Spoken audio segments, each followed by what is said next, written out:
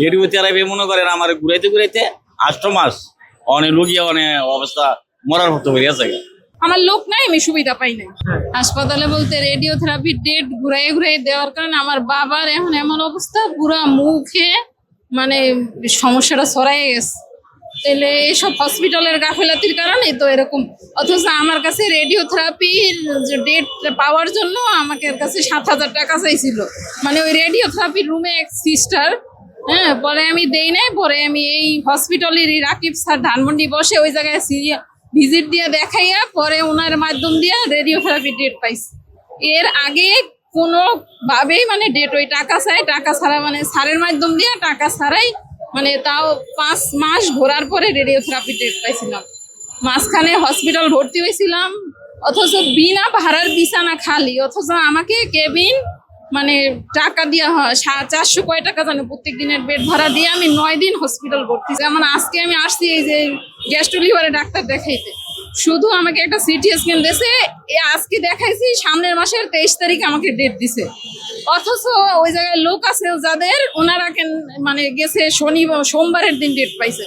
একসাথে আমি দুজনে কাগজ জমা দিয়েছি, উনি সোমবার দিন সিটি স্ক্যান ডেট পাইছে। তাইলে আমার লোক নাই, আমি সুবিধা পাই নাই, তাহলে তো আমরা পাবলিক এমনিই ভুগি। সরকারি হসপিটালের গাফেলা। আজকে আমার বাবা অসুস্থ, যখন নিয়ে আসছি তখন সম্পূর্ণ সুস্থ। এই ওনাদের চিকিৎসার গ্যাপের কারণে আমার বাবা এখন মানে বিছানায় পড়া। এক্সট্রিম মশার কয়েল প্ল্যান্ট ফাইবার দিয়ে তৈরি, ডেঙ্গু চিকুনগুনিয়া বাহি সহ যে কোনো মশার বিরুদ্ধে দেয় এক্সট্রিম সুরক্ষা। লিভারের সমস্যা, পাথর জমছে, ওনার প্রাইভেট হাসপাতাল নিয়েছিলাম, সরকারি ওই মেডিকেল হাসপাতাল, ওখানে ওরা বলছে তারপরে এটা লিভার পাথর জমছে, 3.5 লক্ষ টাকা চাইছে। স্যার আমাদের সমর্থন নাই। এখন আসছি এখানে শেখ রাসেল হাসপাতাল, ওনারা মনে করেন আমাদের বলছে যে আজকে 3 সপ্তাহ ধরে আমরা সিট পাইতেছি না, আমাদের সিট দেয় নাই। আজ ন কাল ন হরু, কালকে ডাক্তারে বলতেছে আরো 1 মাসও সিট হবে না। এখন স্যার আমরা অসহায়, আমাদের বাড়িঘর নাই এখানে, আমার কোনো থান নাই, আমরা রোডে গাড়ে কিভাবে থাকবো, কিভাবে আমার রুগী আরো কষ্ট করতেছি। কইছিল যদি আমার সরকারি ভাবে সিট দেয় তাহলে মনে করেন আপনার খরচ লাগবে না। আর ওই একটা সিট আছে ওইটাতে 775 টাকা করে লাগবে ডেইলি থাকতে হইলে সিট দিবার পর।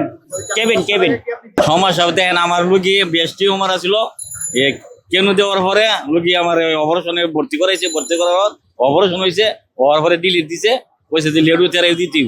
লেডিও থেরাপি মনে করেন আমার ঘুরাইতে ঘুরাইতে 8 মাস অনেক রোগী অনেক অবস্থা মরার মতো হয়ে গেছে। তারা কইছে না ওই কয় মাস পাইছে যে মিশিং নষ্ট, মিশিং ঠিক হইলে আইও এমপি গেছে 2 মাস। এরপরে আইসি আবার পরে মাসের পর তারিখ দিতেছে।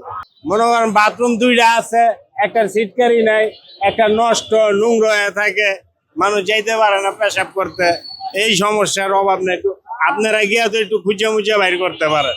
যত বিভাগীয় যত হাসপাতালগুলো আছে, মেডিকেল কলেজ আছে, একটারও পরিবেশ ঠিক নাই, পরিষ্কার পরিচ্ছন্নতা নাই, বাথরুমের কোনো সিটকারি নাই, বদনা নাই। রোগীরা বিভিন্ন ধরনের আপনার দুর্ভোগে ভোগে বিভিন্ন জেলার থেকে আইসা। আমি স্বাস্থ্য উপদেষ্টার কাছে অনুরোধ জানাবো যে এই অডিটের মাধ্যমে যেগুলো যেন আপনার সমস্ত হসপিটালে যত জেলা আছে, ঢাকা সিটিতে আছে, ঢাকা মেডিকেল থেকে শুরু করে সরদ্বীপ, পঙ্গু যত হাসপাতাল আছে, এগুলোর একটারও পরিবেশ ঠিক নাই। এগুলোর পরিবেশ নিয়ে আগে একটু দেখুন। বাংলাদেশের সব হাসপাতালে এই দালালের চক্র আছে। এগুলো তো দালালেরা রুগী আসলে রুগীর বিভিন্ন ধরনের বাউতাবাজি দিয়ে এক ধরনের পরীক্ষা করে দিবে, এই করে দিবে, সেই করে দিবে, 10 টাকার জিনিস 6 টাকা করে দিব, নিয়ে লাস্টে 14 টাকা খেয়াল।